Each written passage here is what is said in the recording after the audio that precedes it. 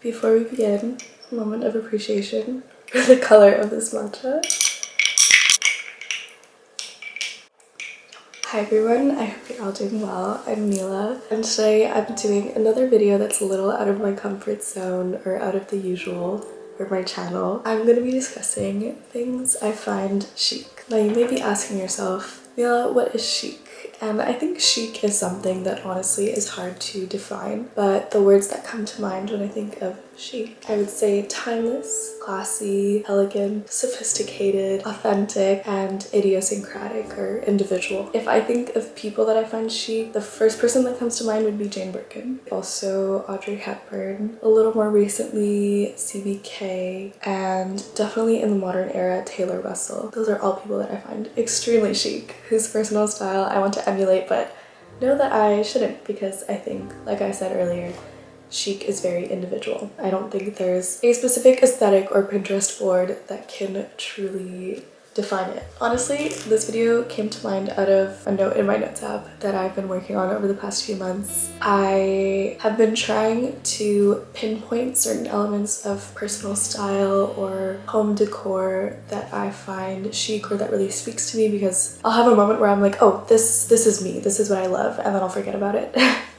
So I was keeping a little list in my notes app, and then I thought, I'll make a video out of this. I looked it up on YouTube to see if anyone had done it before, and turns out it is in fact a trend. I did not know of this. Here I am participating in another trend. Little did I know. In the current times of micro trends and TikTok personal style, it's important to really reflect on what you personally gravitate towards and stuff that you think you'll always gravitate towards no matter the current trend cycle or what celebrities are wearing. I think that ultimately is what chic. Chic is something that's personal and something that'll last forever, or if not forever, for the era that it needs to last in.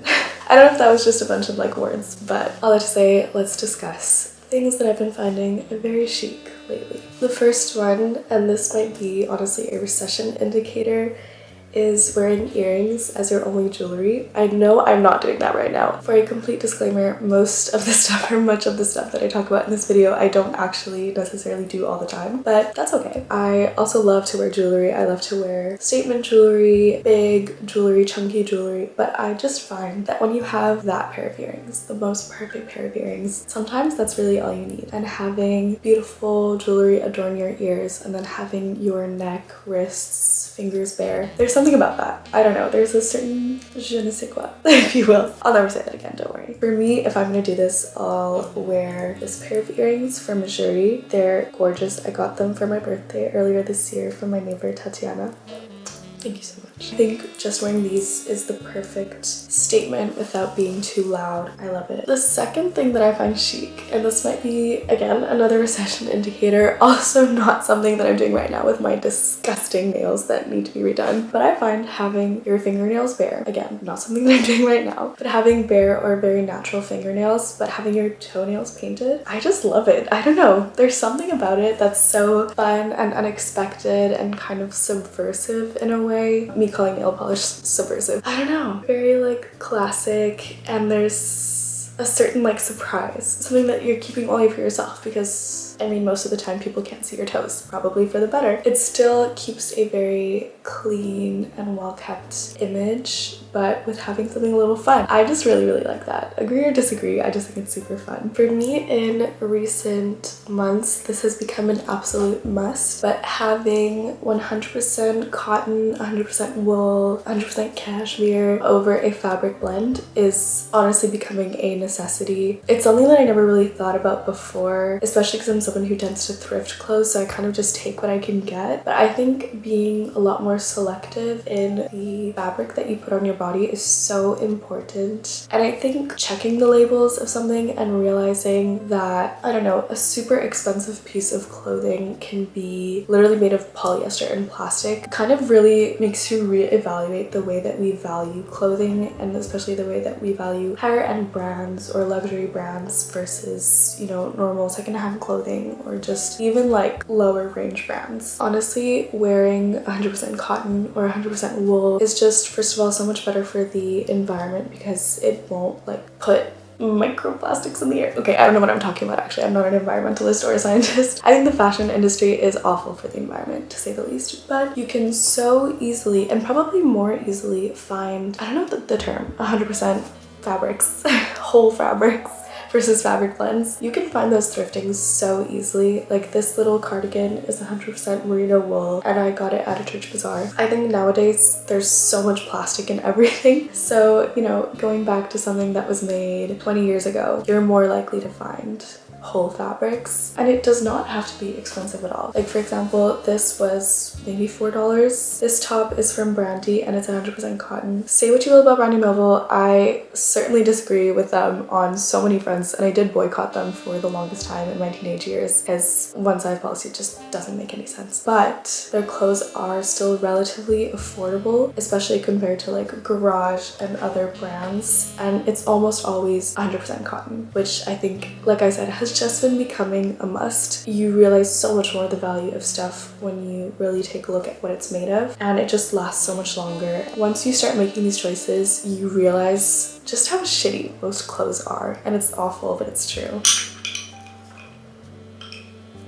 Okay, I did not expect to go on such a long rant about fabric and cotton and wool, but apparently I did. Apparently I'm very passionate about it, more than I thought. The next thing on this list is initialized or engraved objects, whether that be a necklace or a notebook or a ring, or what are other things that you can have your initials on. There is something about initials and initialized engraved objects that is just, it's so chic. It's like the definition of chic to me. Like I just love it because it's so personal. It's something that maybe took a little bit more time and money to make, but it's yours and it's yours forever. I think especially in the era of mass production and fast fashion, when everyone has the same things, there is something about having your initials on something, or especially when you get it as a gift for someone. I don't know, there's something about it that's really been speaking to me lately. I don't really have that many things that have my initials on them, but just putting it out there. I just think it's something that's very kind of like a little antiquated, but like in a good way. The next thing, and this is personal style and lifestyle, is always carrying a book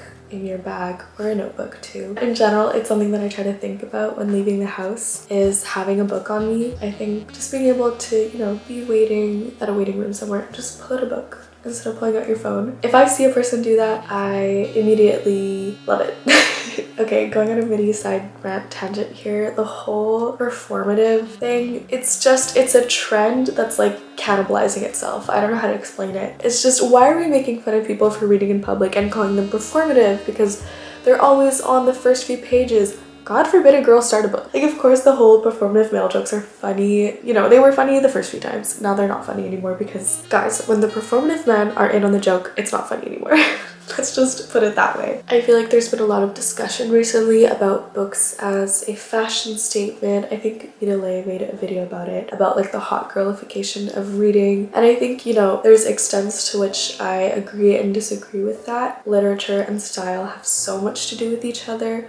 But I think when it gets to the point where we're like commodifying books or aestheticizing books instead of actually, you know, reading, obviously that becomes a problem. But just having a book in the first place on you is a good place to start. The next thing on this list is watches that actually work. I'm guilty. I'm so guilty of buying secondhand watches that don't work and having them literally just be a fashion statement or like a little accessory. But I think having a watch that actually works is so chic. Just the action of like being like, oh, what time is it? And checking your wrist. Love it. I love it. However, I will fully admit that I am very blind. Like, I really need glasses. I just don't really wear them, and I've never worn contacts.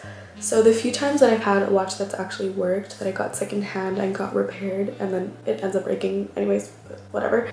When I do check, I really have to go like, which is, you know, perhaps not the most chic. Watches in general, I just find them gorgeous. So classic, so timeless. I know this sounds so stupid probably to anyone over the age of like 30, but I feel like for my generation, checking a watch is just like a lost habit, and I love it. When I see someone check their watch to check the time, ooh, love it. In a similar vein, checking a mirror compact versus checking your phone to touch up your makeup or anything. I love that. I don't own a compact, but I would love to. I just find that so sophisticated. Checking compact, doing your, lip combo. As someone who's a lip combo addict, lip combo-aholic, if you will, I literally do my lip combo every second of every day. And I'm always checking my phone to do it, or like if there is a mirror on hand, I'll check a mirror. I love compacts. I think they're beautiful in a similar way to watches. And I think, again, anytime I'm not on my phone to do something, it's a win. I think that's basically the moral of this video. Okay, my camera died as usual, but wrapping things up, I have more things on this list, but I low-key have to go to the library. So another random little thing that I love and find super chic and timeless is tortoiseshell as a pattern. I know that's so random. I feel like it's very different from everything else on this list, but having tortoiseshell glasses or a tortoiseshell like hair clip, I love it. I think it's a beautiful pattern. I mean, I love brown, so anything that incorporates brown, I'm there for. It's never gonna go out of style, and I think it adds just like a lovely dimension to things. It's not plastic, it's not metal, it's not wood, it's kind of like its own thing, and I just find it beautiful. I think it really complements any hair color. I love tortoiseshell. Okay, I'll keep this brief because my camera has just died for a second time, so I think that's my cue to end this video. But the final thing on this list, which is more, I guess, like home related than style, although the two definitely go hand in hand, is always keeping fresh flowers in your house or in your space. The habit of going to like a market and buying a bouquet, I just find it so lovely. I think it brightens up every room to have fresh flowers. I say this and my bouquet over there is like dead as dead. So I will definitely go repurchase a bouquet soon. I just think flowers are something that brings so much freshness, beauty, and inspiration to any space. I think that's all I have for you today. My camera's died 3 times over the course of filming this video, and I have to go to the library. It's dying again. Anyways, thank you so much for watching. I hope you found some inspiration or some fun new ideas to spruce up your personal style. Again, find habits or pieces that are timeless and that you will always love. Again, chic, personal style, all these things are something that are so individual and personal to each person, so it's really up to you. But please comment any other suggestions that you have.